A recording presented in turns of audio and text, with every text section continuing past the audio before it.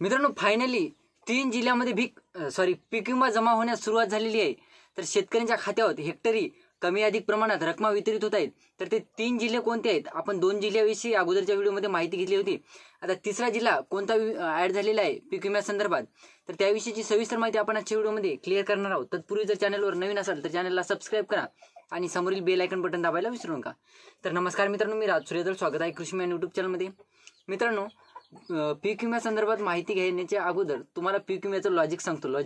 या पीक विम्यामध्ये लॉजिक काय माहिती आहे मित्रांनो? मागच्या वेळेस काय झालं होतं, पीक विमा वाटपाला सुरुवात झाली यवतमाळ लातूरमध्ये। पीक विमा वाटपाला सुरुवात झाली आणि त्यांनी काय केलं, सुट्ट्या लागायच्या 2-3 दिवसाच्या सुट्ट्या सुरू व्हायच्या अगोदर पीक विमा वाटपाला सुरुवात केली। मग ते काय झालं माहिती का, मध्ये सुट्ट्या आल्या। मग त्यांना काय भेटलं, एक रिझन भेटलं की बाबा बँकांना सुट्ट्या आल्या, मार्च एंडिंगचं रिझन भेटलं। मग 2-3 दिवस लगातार सुट्ट्या आल्या। मग त्यांचं ते रिझन भेटलं आणि मग त्यांनी काय केलं, पीक विमा वाटपाला थांबवलं, ठप्प केलं। त्यानंतर मित्रांनो शेतकरी वाट बघत होते। लातूर जिल्ह्यातील उर्वरित शेतकरीला वाट बघत होते, यवतमाळ जिल्ह्यातून उर्वरित शेतकरी वाट बघत होते। मग शेतकरी प्रतीक्षेतच होते। त्यानंतर परत एकदा परभणी जिल्ह्याचा आणि बुलढाणा जिल्ह्याचा पीक विमा वाटपाला सुरुवात झाली। कधी? कालपासून 9 एप्रिलला हे पीक विमा वाटपाला सुरुवात झाली। मग हे लॉजिक सांगतो आता। हे 9 एप्रिलला पीक विमा वाटपाला सुरुवात झाली आणि वाटप काही शेतकऱ्यांचे जे प्रोसेसिंगमध्ये पैसे होते, जे काल प्रोसेसिंगमध्ये ज्या शेतकऱ्यांचे पैसे होते ते काल काही, आज काही सकाळपर्यंत वितरित झाले। मग हे लॉजिक काय माहिती आहे, कालची 9 तारखेचे जे पैसे वितरित झाले, आज आली 10 तारीख, बँकांना सुट्टी। हा महत्त्वाचा पॉईंट आहे मित्रांनो। आज 10 तारीख, मागच्या वेळेस काय झालं होतं, मागच्या वेळेस पीक विमा लातूरचा यवतमाळचा सुरू केला आणि मध्ये 3 दिवस लगातार सुट्ट्या आल्या। आज परत काल 9 तारखेला पीक विमा वाटपाला सुरुवात झाली, आज 10 तारखेला बँकांना सुट्टी आली। आता समजून घ्या काय झालं, बँकांचं जे सुट्टीचं रिझन आलं। आता शेतकरी आता काही म्हणू शकतात की बाबा आज बँकांना सुट्टी जरी असेल तरी आमच्या खात्यावर ह्या रकमा वितरित होत आहेत। परंतु मित्रांनो, बँकांना सुट्टी जरी असेल आणि तुमच्या खात्यावर रकमा जरी वितरित होत असतील तर त्या रकमा तुम्हाला आज डीबीटीच्या माध्यमातून वितरित झालेल्या रकमा नाहीत। तुमच्या त्या रकमा कालच प्रोसेसिंगला टाकल्या होत्या, पीक विमा कंपनीमार्फत, डीबीटी मार्फत कालच्या प्रोसेसिंगला रकमा टाकल्या होत्या, त्याच रकमा आज वितरित होत आहेत। बाकी रकमा आज पीक विमा वाटप होत नाहीये। मग ते जिल्हा कोणताही असो, बुलढाणा जिल्हा असो, परभणी जिल्हा असो की हिंगोली जिल्हा असो। आता हिंगोली जिल्ह्यातील सुद्धा शेतकरी खुश झालेले आहेत। हिंगोली जिल्ह्यात पीक विमा वाटपाला सुरुवात झालेली आहे। बॅकग्राऊंड व्हॉइसला इग्नोर मारा मित्रांनो। हिंगोली जिल्ह्यात पीक विमा वाटपाला सुरुवात झालेली आहे। काही शेतकऱ्यांच्या खात्यावर रकमा वितरित सुद्धा झाल्या। त्यांना काय वाटत आहे त्या शेतकऱ्यांना की बाबा आज सुट्टी असून सुद्धा आमच्या खात्यावर ह्या रकमा वितरित झाल्या। तर नाही मित्रांनो, हा पीक विमा जे तुमच्या ज्या शेतकऱ्यांच्या खात्यावर पीक विम्याच्या रकमा, मग परभणी, बुलढाणा, हिंगोली कोणताही जिल्हा असो, तर त्या काल प्रोसेसिंगमध्ये टाकलेल्या रकमा आहेत आणि त्या काल प्रोसेसिंगमध्ये टाकलेल्या रकमाच फक्त शेतकऱ्यांच्या खात्यावर वितरित होत आहेत। आज नव्याने जे शेतकऱ्यांच्या खात्यावर रकमा प्रोसेसिंगला ज्या शेतकऱ्यांच्या टाकलेल्या नव्हत्या त्या शेतकऱ्यांच्या आज वितरित झाल्या नाहीत। तर एकंदरीत बघायचं झालं मित्रांनो, तर आजचं सुट्टीचं रिझन मध्ये आणलं, पीक विमा वाटप थांबवलं, जे प्रोसेसिंगला टाकलेले होते शेतकरी फक्त त्यांची तेवढी रकमा वितरित झाली। आता मला बऱ्याच शेतकऱ्यांच्या कमेंट येत होत्या की बाबा आम्ही सुद्धा परभणी जिल्ह्यातून आहोत, आम्ही सुद्धा बुलढाणा जिल्ह्यातून आहोत, आमच्या खात्यावर कसं काय रकमा वितरित झाल्या नाही? तुम्ही तर म्हणाले बुलढाणा जिल्ह्यात वाटप सुरू झालं, परभणी जिल्ह्यात वाटप सुरू झालं, आमच्या खात्यावर काय रकमा आली नाही?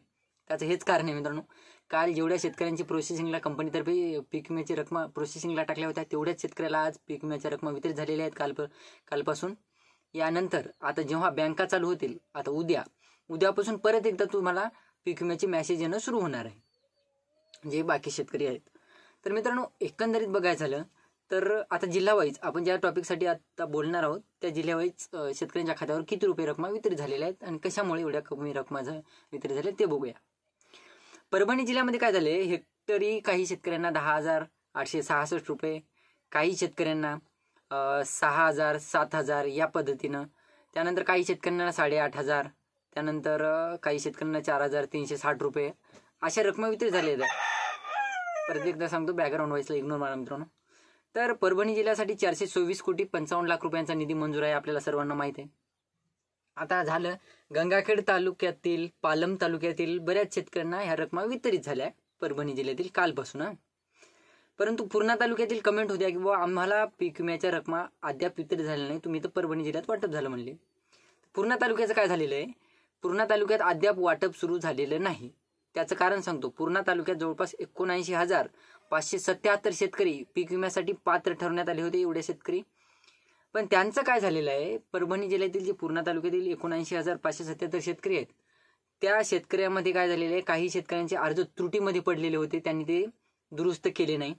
आणि काही शेतकऱ्यांचे जे अर्ज ते रिव्हर्स, म्हणजे ते CSC मध्ये एक टॅब असतो रिव्हर्स असा काहीतरी नावाचा, तर रिव्हर्ट नावाचा टॅब असतो, त्याच्यामध्ये काही शेतकऱ्यांचे, पूर्णा तालुक्यातील शेतकऱ्यांचे अर्ज हे पाठवण्यात आले होते, म्हणजे त्यांना काहीतरी दुरुस्त करण्यास सांगितलं होतं. परंतु CSC चालकांनी त्या लिस्ट, तुम्ही जिथं फॉर्म भरला होता तिथं त्यांनी चेक केलं नाही आणि तिथं त्यांनी तुमचा फॉर्म दुरुस्त केला नाही आणि तुम्ही पण लक्ष दिलं नाही. मग ते शेतकरी, त्याच्यातले काही शेतकरी आता अपात्र ठरू शकतात. आता पूर्णा तालुक्यात वाटप न होण्याचं कारण सांगतो. काल परभणी जिल्ह्यातील पालम तालुक्यात, गंगाखेड तालुक्यात प्रोसेसिंगला रकमा टाकलेल्या होत्या आणि नंतर पूर्णा तालुक्याच्या रकमा ह्या प्रोसेसिंगला नसल्यामुळं काल आज अद्यापही ह्या रकमा वितरित झाल्या नाही. तर तुम्हाला उद्यापासून म्हणजे जवळपास 11 एप्रिलपासून ह्या रकमा वितरित होऊ शकतात. त्यानंतर मित्रांनो, काही शेतकऱ्यांना 4,300 रुपये सोयाबीन पिकासाठी परभणी जिल्ह्यातून, त्यानंतर काही शेतकऱ्यांना जवळपास 7,360 रुपये या पद्धतीच्या रकमा वितरित झालेल्या आहेत परभणी जिल्ह्यातून. आणि त्यानंतर मित्रांनो, पुढचा जिल्हा बघायचं झालं तर हिंगोली जिल्हा. हिंगोली जिल्ह्यातील जवळपास 181 कोटी 5 लाख रुपयाचा निधी मंजूर झालेला होता हिंगोली जिल्ह्यासाठी. तर हिंगोली जिल्ह्यामध्ये जवळपास आता तुरळक शेतकऱ्यांना, प्रत्येक शेतकऱ्यांना नाही, तुरळक शेतकऱ्यांना रकमा वितरित झालेल्या आहेत हिंगोली जिल्ह्यातून. त्याचं कारण म्हणजे आता मी अगोदरच सांगितलं की बाबा हे लॉजिक हे पीक विम्याचं. तर काही शेतकऱ्यांना हिंगोली जिल्ह्यातून 6,900 रुपये हेक्टरी जमा झालेले आहेत. काही शेतकऱ्यांना जवळपास 3,500 रुपये कापूस पिकासाठी जमा झालेले आहेत.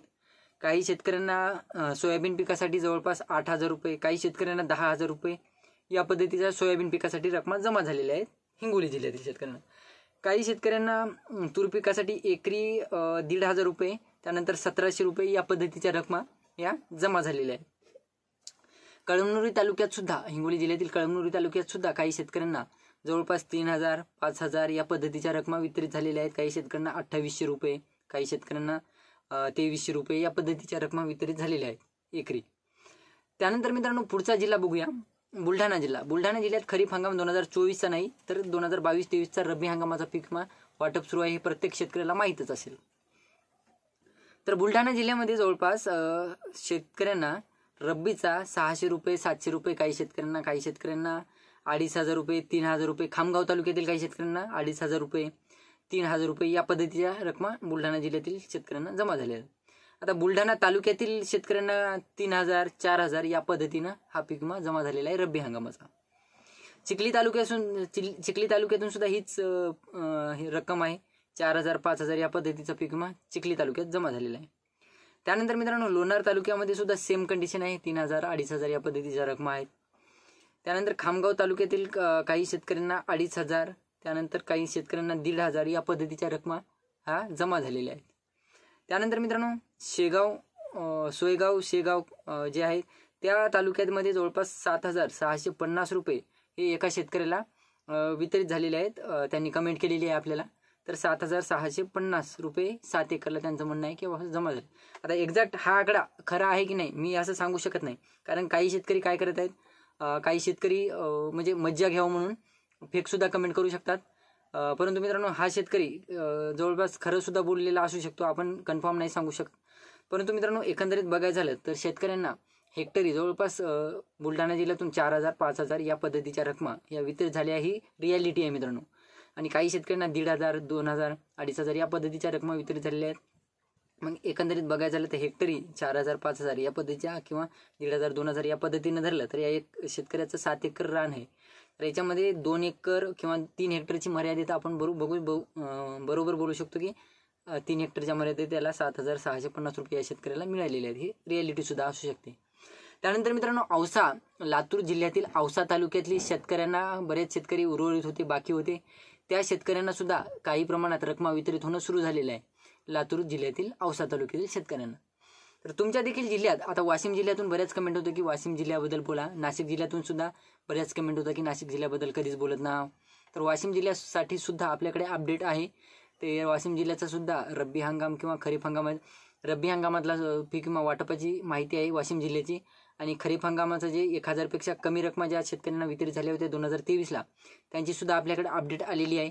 त्यानंतर नाशिक जिल्ह्यातील सुद्धा 3 लाख रुपयाचा जे पीक विमा मंजूर झालेला आहे नाशिक जिल्ह्यासाठी, त्याची सुद्धा आपल्याकडे अपडेट आहे. परंतु वेळ अपुरा असल्यामुळे आपण व्हिडिओ टाकणं होत नाहीये. तर व्हिडिओ आवडला असेल तर लाईक करा, चॅनलला सबस्क्राईब करा, जास्तीत जास्त शेतकऱ्यांपर्यंत पोहोचवण्याचा प्रयत्न करा. धन्यवाद.